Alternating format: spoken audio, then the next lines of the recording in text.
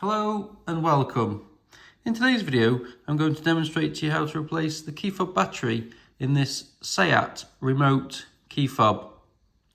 The key fob battery is situated behind this panel here, so we need to remove the panel to gain access to the battery. So first thing what we need to do is we need to put the key blade in the upright position. If you can get your fingers and thumbs in the gap there and remove the case, you can do, but it is a little bit tight in there, so you might struggle. What I use is the bottom end of a spoon or something like that, where you can just pop the blade of the spoon down and give it a twist, like so, and it cracks open the case. And there you go, there is your key fob battery. We just need to now get a smaller screwdriver and just pop it out of its housing, like so.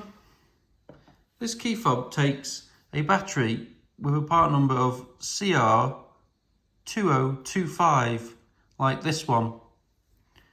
We just simply pop it back into its housing, making sure that the writing is facing upwards on the key fob battery like this, so you know it's in its correct location. Now it's time to pop the case back on.